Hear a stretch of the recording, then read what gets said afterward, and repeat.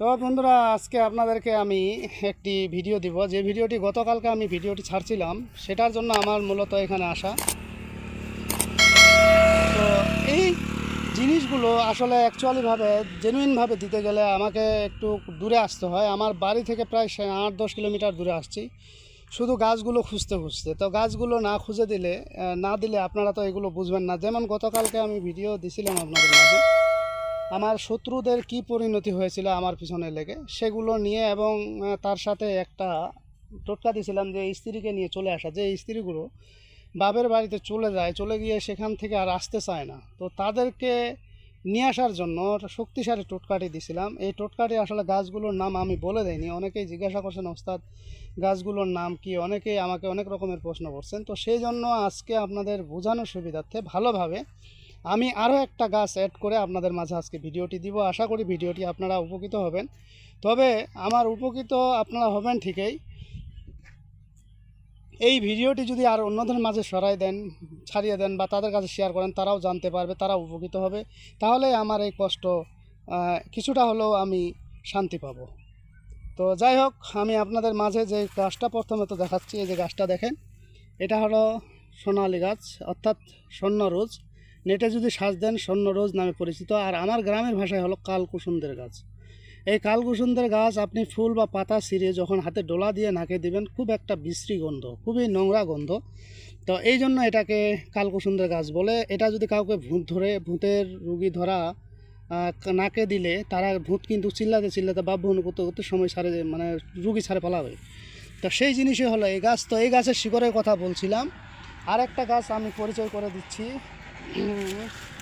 এই যে গাছটা হলো এখানে আছে, এই যে গাছ আমি আসলে আপনাদেরকে চিনিয়ে দিব। চিনিয়ে না দিলে আপনারা কিন্তু চিনতে পারবেন না, কাজও করতে পারবেন না। এই যে গাছটা দেখেন, গাড়িও আসতে, এই যে গাছটা দেখেন, এই গাছটা হলো, এটা হলো সোনা রোজ, হ্যাঁ, বা সোনা রোজ। এখন আপনারা যে যে নামে চিনেন, এটা কিন্তু ইউটিউব থেকে আপনারা চাইলে দেখে নিতে পারেন। আর এই গাছটা চেনার উপায় হলো, এই যে দেখেন গাছটার যেই ফলগুলো দেখতেছেন, এটার ফুলও কিন্তু আপনার হলুদ। দেখিয়ে দিচ্ছি আপনাদেরকে, এই যে ফুলটাও হলুদ, এই যে দেখেন ফুলটাও হলুদ।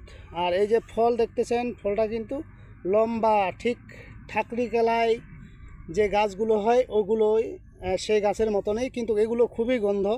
এটাকে আমরা আবার আর একটা নামে ডাকি, গন্ধারি গাছ নামে। তো আসলে কোন নামে, কোথায় কী নামে পরিচিত জানি না। এই পাতাগুলো বা এগুলো ধরলে হাতের মধ্যে ডলা দিলে গন্ধ করবে। আর এইগুলো খুলে, এগুলো শুকনাগুলো দেখাচ্ছি আপনাদেরকে। এই যে শুকনাগুলো দেখেন, এই যে শুকান ফলগুলো, এই যে শুকান ফুলগুলো যখন আমি ফলগুলো করব, ভাঙবো, দেখেন এটার মধ্যে থেকে এই যে আপনার ঠিক ঠাকরি কলায় যেমন মুখ কলায় যেমন আপনারা দেখেছেন, ঠিক সেরকমই এগুলোর দানাগুলো, কিন্তু এটা ছোট, একই সেম, একই, এটা একটু ছোট। ঠিক আছে, ওটা খাওয়া যায়, এটা খাওয়া যায় না। এটাই হলো সেই গাছ। এই যে গাছগুলো আপনাদেরকে দেখিয়ে দিচ্ছি, এই যে গাছ। ঠিক আছে, এগুলো দেখে আপনারা চিনে কাজ করবেন। তো অবশ্যই আপনারা কিন্তু কাজে উপকৃত পাবেন। এটার সাথে আপনাকে যে গাছটা নিতে হবে, গাছটা আমি ওটাও দেখিয়ে দিচ্ছি। ওটা হলো আপাং বা চিচ্চিরে গাছ। তো আপাং আর চিচ্চিরে গাছ, এগুলো আসলে দেখতে হয় খুঁজে। আমি দেখার চেষ্টা করতেছি, আপনাদেরকে নিয়ে যাচ্ছি, দেখি রাস্তার ওই পার দেখি অবশ্যই আছে।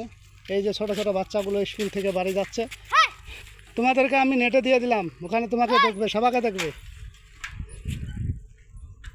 ঠিক আছে, তো আমি এই যে আমি এখন রাস্তার এপারে খুঁজতে খুঁজতে আসতেছি, দেখি।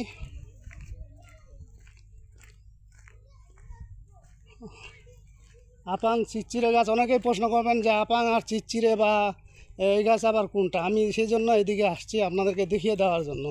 এই যে এখানে আসছি, পেয়ে গেছি। এই যে আপাং বা চিচ্চিরে, এটা অরিজিনাল সাদা, এই সাদা গাছ লাগবে আপনাদেরকে। দেখেন এটা কিন্তু সাদা।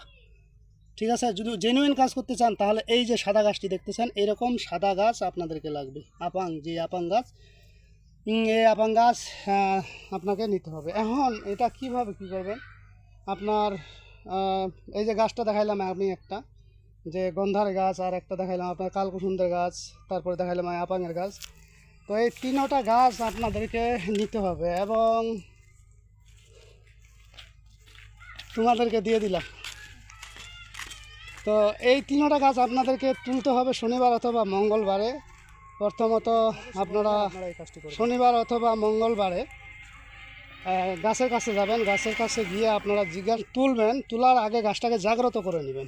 জাগ্রত করার জন্য আমার চ্যানেলে দেওয়া আছে গাছ জাগ্রত করার, তো সেই গাছ আপনাদেরকে সংগ্রহ করতে গেলে অবশ্যই জাগ্রত করতে হবে। কেন জাগ্রত করতে হবে না কেন, বা কেনই বা করবেন, সেটা আমি আপনাদের মাঝে বিস্তারিত তুলে ধরার চেষ্টা করছি। ধরেন একটা জিনিস, আপনি ঘুমিয়ে আছেন, ঘুমিয়ে থাকা অবস্থায় আপনাকে কেউ যদি ডাকে কোনো কাজের কথা বলে, আপনি কোশ্চিন কালেও কিন্তু সে কাজটা করবেন না এবং আপনি জানবেনও না।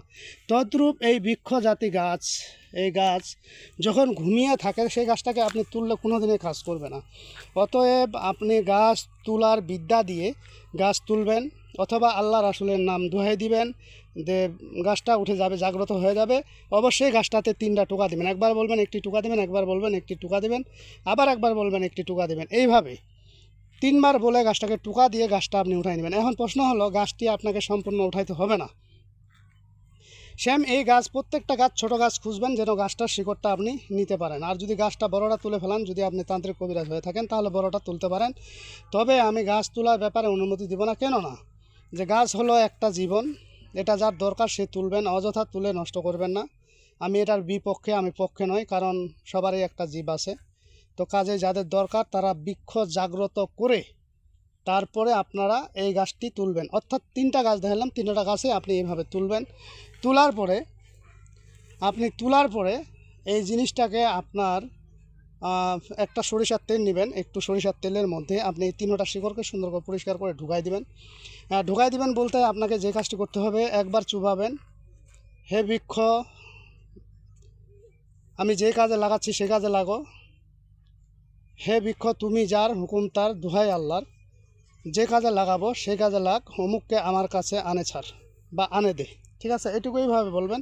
এটা শুধু আপনাদের বোঝানোর সুবিধার্থে বলছি, যে 3বার অথবা 7বার চুবিয়ে ডান হাতের তেলটা নেবেন কয়েক ফোঁটা, নিয়ে বাম হাত ডান হাতে একসাথে ঘেঁষে দিবেন। ঘেঁষে দেওয়ার পরে ডান হাতের তেল মুখের মধ্যে আপনারা সিধা দিকে মাখে নেবেন। সিধা দিকে অর্থাৎ উপর থেকে নিচে আসবেন না, কিন্তু নিচ থেকে উপরে যাবেন। নিচ থেকে উপরে গিয়ে যখন আপনি যাবেন, বাম হাতের যে তেলটা, এটা আপনি রোদের মধ্যে গরম করবেন, নতুবা আপনি আগুনের মধ্যে দিয়ে এটাকে তাপ লাগিয়ে গরম করে নেবেন। তারপরে আপনি আপনার কাঙ্ক্ষিত ব্যক্তির সামনে গিয়ে দেখা করবেন, অথবা আপনার শ্বশুরবাড়ি অর্থাৎ যেখানে আপনার স্ত্রী আছে সেখানে যা কথাবার্তা বলে, আপনার স্ত্রীর যদি রাশিটা হালকা হয় সঙ্গে সঙ্গে পিছু নিবে, আর যদি রাশিটা ভারী হয়, খারাপ হয়, বদমাশ হয়, সেক্ষেত্রে টাইম নিতে পারে 3 থেকে 7 দিন। ঠিক আছে, তবে কাজ হবে ইনশাল্লাহ। যদি সে আপনার কাজটা আল্লাহ পাক করে দেন, 100 হবে, এটা আমি এই ব্যাপারে নিশ্চিত দিছি। কারণ আল্লাহর ব্যাপারে, আল্লাহর উপরে কারো শক্তি নেই। আমি যতই বড় আপনাকে জাননেওয়ালা হয় না কেন, যত বড় আপনাকে গ্যারেন্টি ওয়ারেন্টি দেয় না কেন, গ্যারেন্টি দেওয়ার মালিক আল্লাহ ছাড়া ওর দুনিয়ার কেউ হতে পারে না। আর যারা আপনারা বিশেষ করে কাজকর্ম খুঁজেন, ওস্তাদ এই কাজের গ্যারেন্টি কী, তো আমি তাদের উদ্দেশ্যে বলি, ভাই কাজের গ্যারেন্টি যারা খুঁজেন তারা দেখেন বিভিন্ন জায়গায় ধরা খায়া লাইছে। কারণ ওই যে মৃত্যুকের পাল্লায় পড়ে গেছেন, মৃত্যুকের পাল্লায় কসম খাইছে, ক্রিয়া খাইছে। ঠিক আছে, তো এগুলো আসলে অ্যাকচুয়ালিভাবে এগুলো ঠিক নয়। তবে বিশ্বাস রাখতে হবে, ইন্নামা আমানবী, নিয়ত ঠিক রাখবেন, অবশ্যই কাজ হবে। কাজ যদি আপনার সঠিক জেনুইন হয় তাহলে অবশ্যই আপনার কাজটি হবে। আশা করি আপনারা আজকে বলা উপায়টি বুঝতে পেরেছেন। তবে এই যে শিকড়গুলো আমি কথা বললাম, এই শিকড়গুলোকে তুলে আপনি তাবিজে করে কোমরের মধ্যে ধারণ করে, ছেলে হলে ডান হাতে পরবেন, মেয়ে হলে বাম হাতে। তবে মেয়েদেরটা দিলাম না, ছেলেদেরটাই আজকে দিলাম, যাদের স্ত্রী চলে গেছে নিয়ে আসার জন্য। তো আপনি ডান হাতে পরে স্ত্রীর সাথে দেখা করবেন, ইনশাল্লাহ চলে আসবে। তো যাই হোক বন্ধুরা, আজকের ভিডিও এই পর্যন্তই। ভিডিওটি যদি ভালো লেগে থাকে অবশ্যই একটি লাইক দেবেন, বন্ধুবান্ধবের কাছে শেয়ার করে দেবেন। আর যারা এখনও আমার চ্যানেলটি সাবস্ক্রাইব করেননি তারা সাবস্ক্রাইব করে নেবেন, আমার পাশে থাকা বেল আইকনে অল ক্লিক করবেন, যাতে ভিডিও ছাড়ার সঙ্গে সঙ্গে নোটিফিকেশন আপনাদের কাছে পৌঁছে যায়। আর যারা অলরেডি সাবস্ক্রাইব করে ফেলছেন তাদেরকে অসংখ্য ধন্যবাদ। তো পরবর্তী ভিডিও দেখার আমন্ত্রণ রইল। সে পর্যন্ত ভালো থাকবেন, ধন্যবাদ।